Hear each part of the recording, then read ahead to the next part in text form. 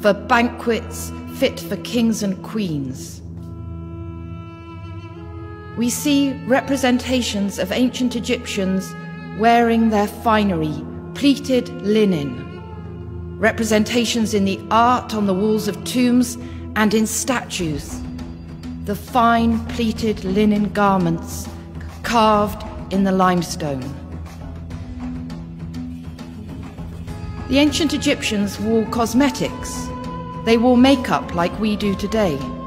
Both men and women put crushed pigment around their eyes. The scribe seated here has copper inlay around his eyes. This represents crushed malachite, the hydrous copper carbonate. The lady here is wearing black makeup around her eyes.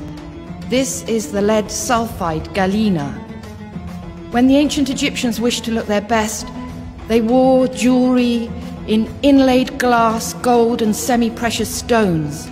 They imported lapis lazuli from Badakhshan in Afghanistan. The backs of these ducks on these bracelets are inlaid with lapis lazuli.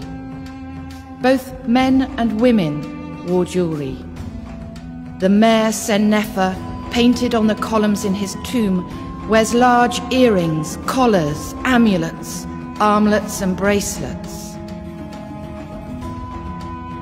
We wonder what these ladies are wearing on their heads, these precarious cones. These are cones of scented fat. As the party hotted up, the cones melted. Their wigs smelt good.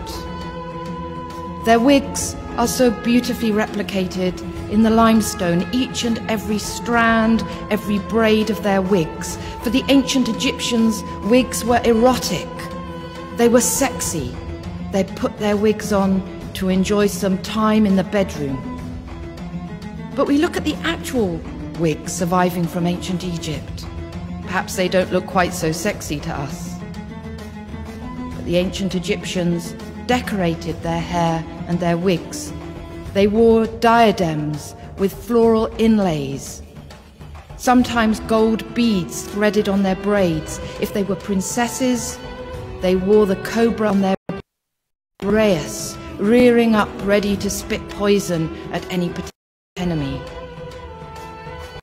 But most of all, the ancient Egyptians enjoyed flowers, cut flowers, garlands of flowers. They bedecked their guests with flowers. And they put ointment on their heads. They took scented fat from dishes and placed it on the wigs of the guests. The servants here are shown bedecking and anointing the guests at a party with scented oil. In a variety of ancient Egyptian tombs, we see a variety of scenes of servants doing just this. And so we can understand these cones on the heads of these banqueters. And we can understand the words of the harpist when he sings, "Follow your desire, allow your heart to forget. Dress yourself in garments of fine linen. Put myrrh on your head. Anoint yourself with oils fit for a god, and let your heart not sink. Follow your desire and your happiness. Conduct yourself on earth. Celebrate. Do not tire of it. Remember, no man takes his goods with him, and none have returned after going."